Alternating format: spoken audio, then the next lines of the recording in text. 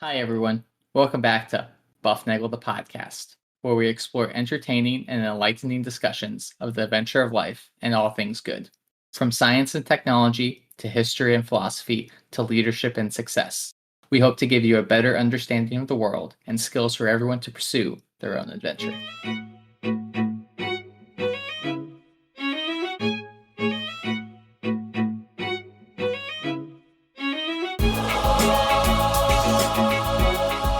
So I'll hit the button, and you can say the things you want to say.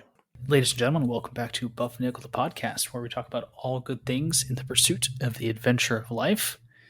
And thanks for being here today. I'm Harry. I'm your co-host, and I'm joined once again, as always, by Rafe. How are you? Hey, I'm great. It is a great day here in November, and it's a great day to be doing a podcast with you. So it's good to have you here to chat again about a wonderful topic that is near and dear, I think, to both of our hearts. Yes. Well, kind of just as a side note, this afternoon or this morning, you texted me, you say, hey, let's get on the podcast, let's record something. And I thought to myself all morning, so, all right, what's my introduction going to be this time? And I messed it up. Do you want to redo it here? No. We'll just keep it going because that's okay. How we tend to do things. Yeah, that's right. And we do that for the benefit of whom, Harry? For the benefit of the great listeners we have, the listeners that have made us a global top 10% podcast. They and everyone out there can reach us at bufnagle.com. Remember to share the love, share the buff, give us a 5-star review, subscribe, hit like, give us smiley stars, whatever you got on your machine to tell the world that you love being part of the Buff team. Tell a friend to listen, and you will get a free episode. There is a link buried somewhere in the show notes. If you look carefully, you will find a way to buy me a coffee. Harry, it is autumn. It's kind of late autumn now, almost wintertime, but that means you need to stay warm in the winter. And what is one great way that we use to keep warm? Natural gas. Yes, that is one of them. Liquid and we will petroleum? LP gas, natural gas, heating oil, charcoal, Whale blubber. Are you still you're still using that, huh? Last week, Zach and I went to get wood for the winter. So we okay, so your sister's husband is your brother-in-law. That's right. But your sister's husband's brother is not your brother-in-law. He's my brother-in-law's brother. Right. Well, anyway, he was there helping us out. And we went to get wood up in Kokomo, where our secret Kokomoian firewood supply is. And the first thing we needed was to get a splitter because they have lots of wood that's available, but it needs to be split.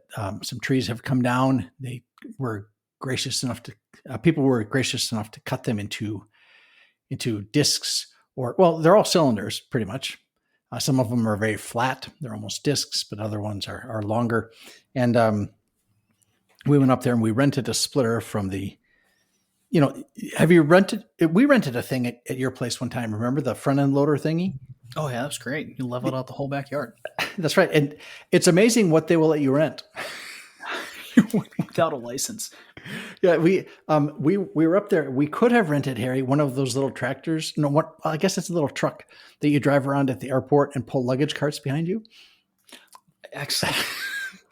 I don't know what you would need that for. Okay, I had no idea. Well, in case you have to drive places, or maybe you were driving like in a coal mine where the ceiling is low, something like that, or you're driving underneath airplane wings. We could have rented that, but we rented instead a log splitter, and we worked for a couple of hours just splitting the wood and tossing it into the bed of the truck. Actually, we kind of stacked it in the back of the truck because it fits more efficiently there.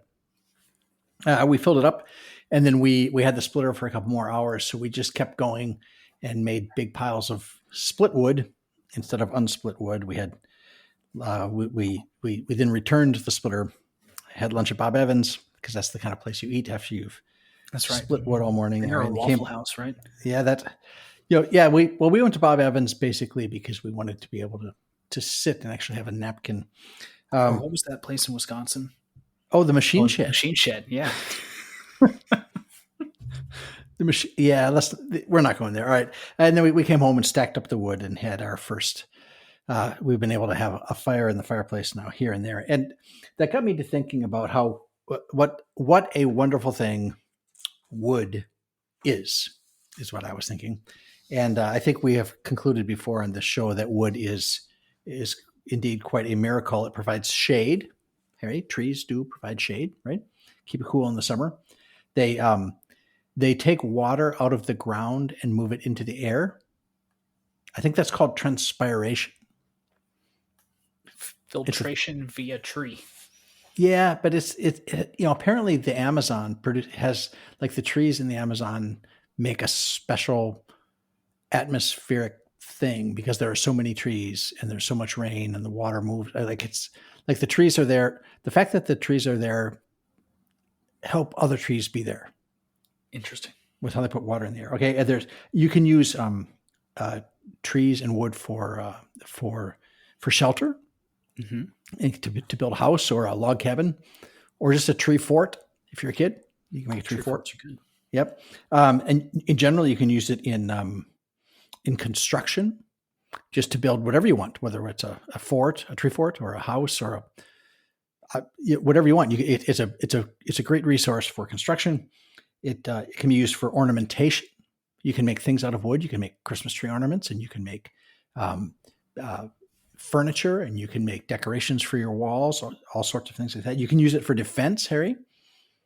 You can make sticks to whack people with. Whack them, or you could sharpen the end of the stick and you get a spear. Or you can sharpen the end of the stick, attach it to a string, and sling it someone else's way. Or put that string on another piece of wood that allows it to create tension and then elasticity and shoot it like an arrow. Mm-hmm. Or you can tie a rock on the end of the stick, and now you have like a club. Or a trebuchet. Right? Or you can construct from something really awesome like a trebuchet. You can use it in sport, like to hit a baseball, mm-hmm. or to make goalposts to kick balls through it or stuff like that. You can. They do this thing in, I think it's in Scotland or somewhere in the British Isles. They do this thing where they throw the caber. Have you seen them throw the caber? Yes, the giant It's like a telephone pole. 15 feet. Yeah. How far can you throw the telephone pole? And I guess the trick is to get it falling and then run with it as it's falling and then toss it when it's right at the right angle. And I don't know, don't have it land on the kids. You can use it for fuel, like we said, to keep your house warm if you run out of whale blubber. And you can use it for flavor when you're cooking things like meat, like barbecue. You can use hickory. People use hickory and mesquite and things like that to flavor their meat. And not only that, but trees, when they're alive, they make oxygen, mm-hmm. which is, so these are miracle organisms on the planet. And they are the things you can do with wood. We could talk all day about the different things you can do with wood, but those are the big ones. But what I was interested in is wood burning to make nice fires in my fireplace, mm-hmm. so that I can stay snugly warm. Wood is mostly carbon. Yeah. It's like 50% carbon. It's like 44% oxygen, 6% hydrogen. Now, if you add those up, 50, 44, and 6, you get like 100. But those are rounded. So there's a little bit left for like nitrogen, which is like 0.2%. Mm-hmm. And then there's other stuff in the wood, like, an old bullet from the Civil War, and there's other things that, there's sulfur in there. I would guess anything that's in the soil can get absorbed into the tree. Sure. Yeah. Right. All right. But that's pretty much, so carbon, oxygen, hydrogen. When it burns, if it burns efficiently, it will make carbon dioxide and water, because that's what the tree used to make itself. Mm-hmm. They make themselves, Harry. They take sunlight, carbon dioxide, and water, and they make more trees. It's basically magic. The more I think about it, the more magic it appears. The primary structure of a tree is a compound called lignin, lignin. Have you heard of this thing? I have not. If you go to the Wikipedia page and you type in lignin, you will see a chemical formula. Like when you put the letters and you connect them with the lines for the bonds, it's this formula. It's like as big as my head. It's this gigantic fabric of a Lattice. chemical. It's like it's a lattice, and it's the primary piece of cell walls in plants. The thing that differentiates plants and animals, that differentiates them is the cell wall, and the cell wall makes things very, very strong. And along with cellulose, hemicellulose, and pectin, it pretty much makes the structure, the rigidity of the plant. And the great thing about the compound lignin is that it is only degraded by a few bacteria and fungi. Otherwise, it essentially lasts forever, which makes wood just a fantastic material for building things. If you can keep it dry and keep those very few fungi and bacteria away from it, it will essentially last forever. And they find wood in tombs in Egypt where it's been kept dry. And now, granted, you leave it out in the swamp, it'll sure, yep, it'll disintegrate and get all mushy. So the thing that's in the wood, the thing that makes up the wood, is held together with energy, right? That came from the sun, and that energy in that wood lasts a long time if you keep it dry and you keep it free from fungi and bacteria. So it's this source of energy and a source of structural material that is almost as good as rock. Not as good as rock, but it's very close to rock. But Harry, it's flexible too, which makes it great for like building in Japan where earthquakes shake things all the time. And if you had rocks, they would just fall apart. Now, it turns out when you burn wood, I used to think you just like light it on fire and it burns. Yeah, of course. But it doesn't do that. There's multiple stages in the burning of the wood that happen at different temperatures, and the different things happen to the wood at different temperatures. Okay, so the things that break down lignin, like we said, are a couple of bacteria and fungi and fire. Fire will do that. Okay, so there are 4 main stages of combustion of wood. And this was all new to me. The first one's called intake, compression, ignition, exhaust, right? No. That's the 4 stages of an internal combustion engine. This is the 4 stages of combustion of wood, and the first one is called dehydration, up to 500 degrees Fahrenheit or so. The second one is called pyrolysis and gasification, which is between like 500 and 700 degrees Fahrenheit. The third one's called, I looked this up in a couple places, and it had the same thing in every place. Third one is called burning bush. Excellent. Yeah, it's a real scientific name called burning Moses bush. writing these ones down, right? Well, I think this is really like it makes this is the thing that looks like wood burning. Okay. And the other pieces don't really look like wood burning. And that's from like 700 to 1,000 degrees Fahrenheit. And above 1,000 degrees Fahrenheit, essentially you are burning something called charcoal, which itself is a magical thing. And these kind of occur in sequence, but they're all happening kind of at the same time in different areas of the wood. Okay. And is that kind of why you see, like you put your wood on the fireplace, yep. Nice thick piece of wood, and it kind of chars the outside as it goes, and then you push it and flake it off, and then the new stuff is exposed, but it's slightly different than what was previous burning. Yeah, and it's color difference, a texture difference. Yeah, so you see different color flames, and occasionally you will see these jets. We're going to get to this in a little bit. You see these jets of blue flame come shooting out of the side of the wood. That comes from that's going to be in this step of gasification and pyrolysis thing. But the first step, like I said, is dehydration, and this is where the water in the wood is steamed away. Okay, so this is actually an endothermic, not an exothermic reaction. Steaming away the water requires energy that you don't like. You have to add energy to the system. You have to add energy into it to push the water away. There's no flame there. There's no heat produced. This actually consumes energy. It takes a while. Now granted, you don't have to do the whole log. You don't have to dehydrate the whole log before you can get to the next step. You can do one little cell at a time. Right. And so this is this dehydration step. This is the first thing that happens. The second thing, like I said, is pyrolysis and gasification. And those are slightly different things. Pyrolysis is a Greek word, it comes from a Greek word meaning lacking fire. Okay. So in the pyrolysis step, which is like from 500 to 500 to 750? Yes, 500 to 700, something like that. Ish. Yeah. The organic stuff in the wood turns into other compounds. Okay. So it kind of goes through this, you're doing organic chemistry there. But since it's inside the wood, it doesn't burn because it's just like it's a heat kind of thing, and the organic compounds change into other stuff.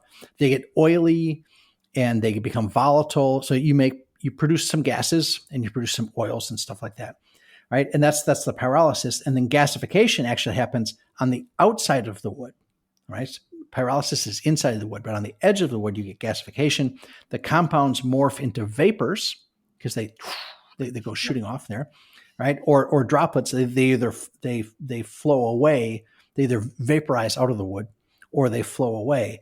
And you get, like I said, there's three basic polymers at work here. There's one called lignin, one hemicellulose, and one cellulose. Hemicellulose produces acids, ammonia, and gases. Cellulose produces gases and tars. And lignin produces aromatic chemicals like guaiacol and syringol. Which I didn't expect this to be a chemistry lesson. Well, I didn't either. Okay, but there's a lot of chemistry here because there's a lot of stuff going on in wood because it's magic stuff. Okay, these things, this guaiacol and syringol, give your taste to your barbecue. When you cook on hickory or mesquite or cherry wood or whatever it is that you're using in your smoker, as long as you don't get it too hot, you'll get the production of these aromatic chemicals, which transfer flavor from the wood into your food. Well, there you go. Well, okay, that's a wonderful thing.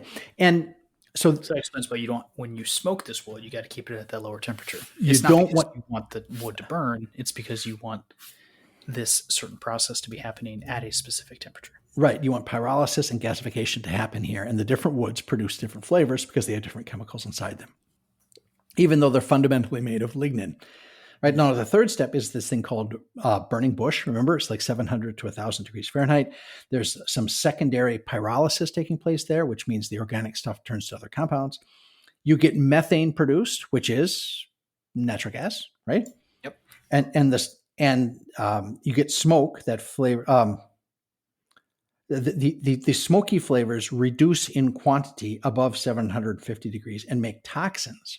Okay, so when you start burning, these really nice flavors that you had get turned into things that are bad for you. So you don't want your smoking fire to get too hot. You don't want to go to this burning bush stage. Is that in every type of wood, or is it a specific type of wood? Are there specific toxins in different types of woods? I'm sure there are different toxins because there are different chemicals in there.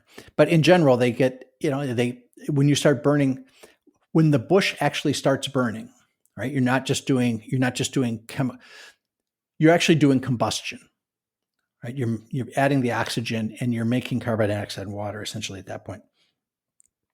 Over 1,000 degrees, you're going to be burning charcoal at this point. And charcoal is it's pretty much just carbon, right? And the carbon burns and makes carbon dioxide, all right? And it combusts at sometimes over 1,500 degrees with very low odor and smoke if you have enough oxygen. If you have enough oxygen, when you burn charcoal, you will get essentially no smoke. You get a lot of heat, and it's a very good thing. So and if you see like at the end of your fire, at the end, when the logs have burned down, and now you have these the embers that are left at the bottom. They are very hot, and they're just burning, but they're not producing any smoke. You're like, is it doing anything? Is it just glowing? It's like, yeah, it's doing a lot of stuff. It's charcoaling. It is mixing that carbon in that, because you drove off the burning bush phase. Yeah, you've driven all the other junk off. Now you just have carbon that's strung together, and the oxygen there is breaking the carbon molecules or the carbon atoms apart that were strung together. And if you have enough oxygen there, it will burn very well. If you don't have enough oxygen, it will smoke. The temperatures won't get as hot. But charcoal does great, and that's why you can buy charcoal briquettes, and they're really good for your fire, and they don't produce a lot of smoke unless you're not cooking it well, unless you cut down the oxygen, or the meat drips on there and makes its own smoke. So if you have a smoker, do you have a smoker? I do not. All right. Well, you know, America's favorite anesthesiologist, time traveling ham radio operating anesthesiologist actually has a smoker, and he will do these things. These are things to think about when you're taking the log and putting it in your fireplace. Just know that you are submitting this wood to all of these different kinds of burning all at the same time. It's a remarkable thing to watch. I like to. How can you let's say I do this, right? How do I, let's say, keep the temperature of my fire at the same temperature so that I can, let's pretend I want to do just one process at a time. Yeah. What do they say? I don't know how to do that. I'll get back to you later. Well, okay. Well, here's what you got to do. First of all, you got to steam away the water. Okay. So you're going to have to put energy into that system, and you can do that. You can steam away the water without the fire. You could do that in a kiln. You can dry wood, right? And it's going to take energy to do that. You could put high pressure system. Yeah, you could put no, low pressure. Put it in a vacuum, and draw, and the water will just kind of drift away. Of course, when you take it back out of that vacuum, any water that's there, some of it will drift back in. All right, and then the next thing, the pyrolysis and gasification, you're going to have to heat the wood with reasonably low temperatures to convert those chemicals into their aromatics and their acids, ammonias, gases, and tars. You're going to have to do that without getting the temperature too high. So you're going to have some control for that. And I don't know if you add a lot of oxygen to that, this fire will go pretty well. But we used to do things like that in chemistry class. In 9th grade, we did an experiment called distillation of wood. And we took like little tongue depressors, very narrow. They're little pieces of wood, and we stuffed them into a big test tube. We put a rubber stopper on the top and a tube out the top, and then we put a fire underneath that. So there's pretty much the whole thing in the inside was just full of wood. There wasn't much room for oxygen in there. There was some, I'm sure. Yep. And then we would run that out the top of the tube through a water bath. We collected the output gases in some sort of container, and because it would bubble up, and we'd collect it, and then we'd take the cover off and light that with a match, and we'd go pop. Yeah. Yep. So we'd make those gases and stuff. But you can distill wood, right? And then if you want to, you can make charcoal by taking wood and burning it in a low oxygen setting to do these first 2.5 or 3 of these things. To suffocate it a little bit. Yeah, you heat it up, get rid of the things you don't want, and then you're left with charcoal. And that's how you make charcoal. If you want to do things like have charcoal, or if you want to do things like filter whiskey. Yes, with charcoal. So anyway, this was fascinating things for me to learn, all about burning wood. And I thought I was just going to put a log on the fire, but I'm going to do all these other things instead. So what did you do when you had a job? You didn't know about any of this. Well, see that was the thing. It's like you have a job now.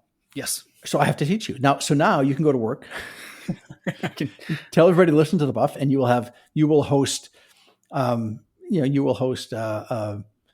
seminar on burning wood. And I'll bet if you did that, if you went to the office and said, I would like to have a seminar on Thursdays where we talk about fun things, do it over lunch so it doesn't cost company time.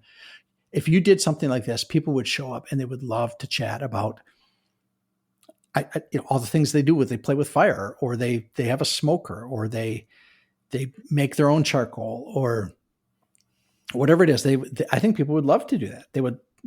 They'd be all in. That's pretty much how the Buff started, right? It is something like that. We had Zach as an intern once when I was at one of the places I was at, and we had him give a seminar once on the concept of goalie interference in hockey.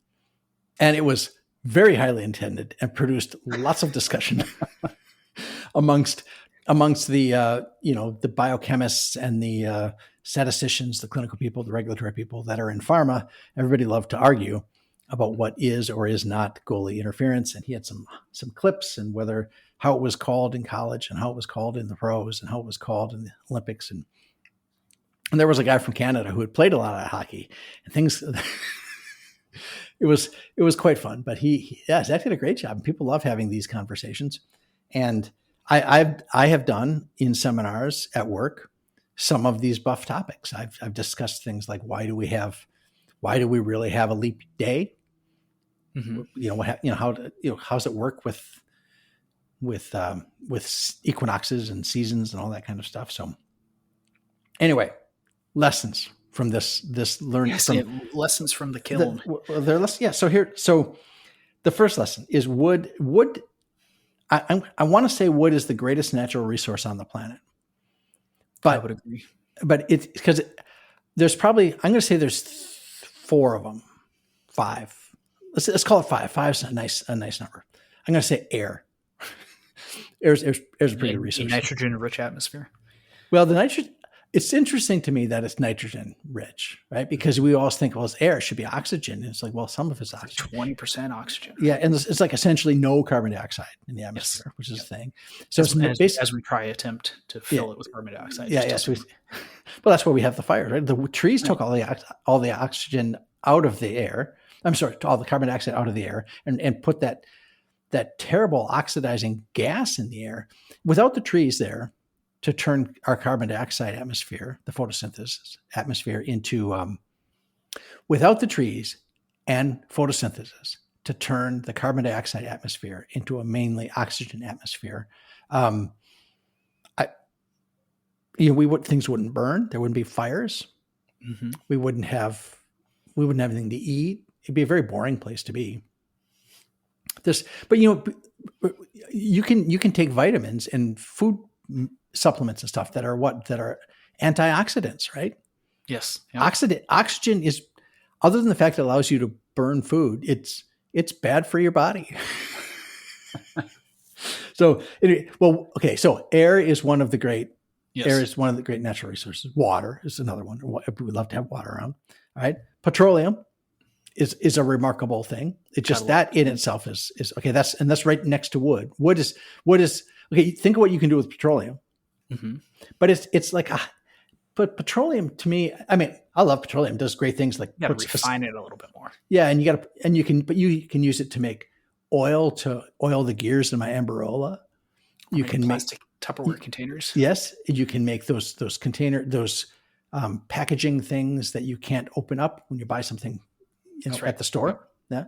Like when you bought scissors, but you need scissors to open the scissors. Right. Yes, exactly right. So they should have one tied to a string at that area of the store just to get you started. Right. So all the petroleum is great for that. And it's a wonderful fuel, and it's for packaging. It can make Lego bricks and computer screens and car parts. And it's a wonderful thing. But wood and stone are the two at the top for me. But I think wood is the best one because of its incredible, wood and oil, petroleum. It's what you can do with it. Like we did at the beginning. What did I say? You can use like everything from shelter to defense to sports to flavoring your food to shade to movement of water. They make oxygen and wood literally grows on trees. It is, it is a great thing. It is a miracle for long-term energy storage, and you keep it dry. It lasts forever. It's a remarkable thing. So you take care of it, it'll take care of you. Right. And the other one that's close to it is stone. But stone is different. It has a different role to play. Stone, you can put stone in the ground where it's wet, and the stone will sit there and just be wet and very, very happy. Wood tends to rot in that circumstance. And that's where they have their different roles. And we've talked, you're going to have to look this up. Tell me who said this thing about if the aliens came to the planet, they would. I read that somewhere and then I passed it on to you, and we've since talked about it quite a bit. Yeah. So the aliens would take the forests. They'd take the first thing that they would take the trees. And I just, and they make themselves over again. Trees make more trees. It's to me a remarkable thing. The hardwoods in North America. Okay, so now I'm not talking pine trees that you use to make 2x4s. I'm talking hardwoods that you use to make maybe the desks that you're sitting at, or the hickory and the cherry you put in your smoker, oak, or the oak that you use to do whatever you do with oak. like everything. But the hardwoods in the North American hardwood crop. Okay. Now it's not the crop you plant in the spring and harvest in the fall. It's the one that you plant and your kids harvest it or your grandkids harvest it. The hardwoods in North America are now growing faster than we can harvest them. Really? Yes. Where? And that blew me away. Now, there's arguments, okay, because we don't have chestnut trees anymore. Mm-hmm. Elm is pretty weak too. Yeah, the elm is kind of gone away, and the chestnuts, we're working on that. We did an episode, Harry, something like, it was when we talked about what things are you working on that you'll never see finished, but your great grandkids might, and that is the development of blight resistant American chestnuts. The American chestnuts rivaled the redwoods, and they were all over the eastern United States, and they were used everything from food to shelter to furniture to fuel to like everything we talked about. And they were massive, massive, massive trees. And now they're pretty much, the blight makes it so that they can't get big anymore. They can grow up a little bit and then they kind of fall over and they break off and then they keep growing a little bit. And I don't know, I don't remember exactly what the reason is, but the blight does that to them. But if you mix them, if you crossbreed them with Chinese chestnuts and then do that like 4 times, you get a 15-to-1 American to Chinese chestnut hybrid. That those seem to be, they are in testing phases now, and your grandkids can listen to this episode and decide if things actually worked out. We were successful. Yeah, and quite frankly, you can find there's the American Chestnut Society, I think, is promoting this kind of thing, and there's places here in Indiana you can see them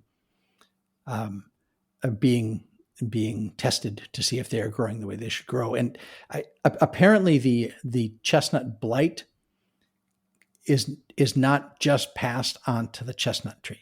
It's ubiquitous in the forest. And it's just that when it blows onto the chestnut tree, that's where it does its real damage. So if you have a stand of oaks nearby, they may be harboring the chestnut blight and handing it off to the other one. So anyway, so there's lots of hardwood out there. Now, we should not waste it, of course. That would be silly.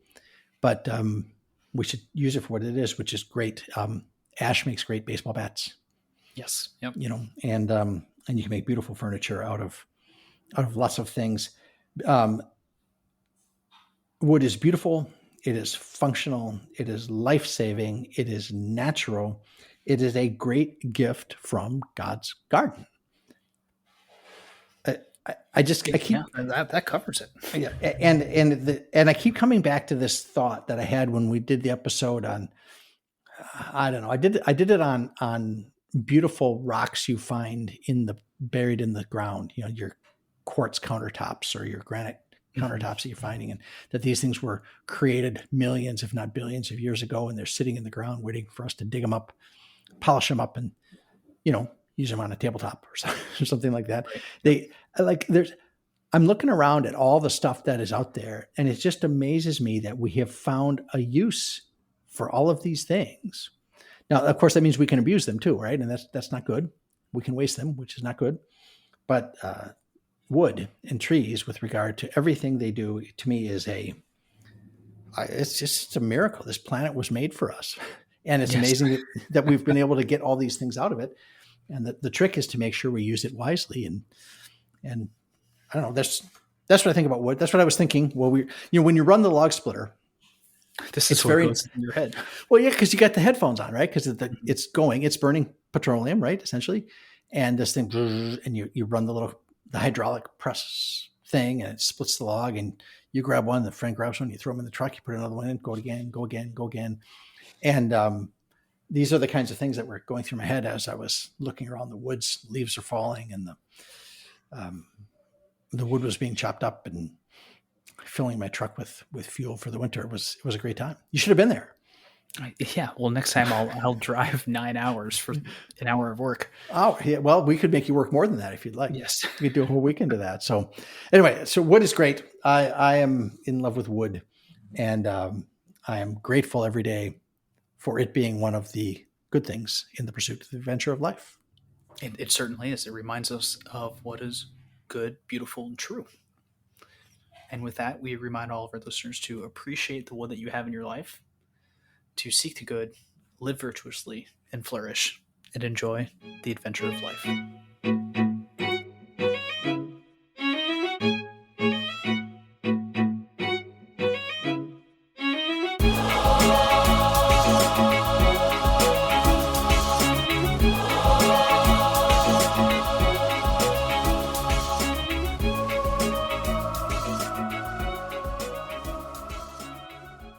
It's going to be a great day.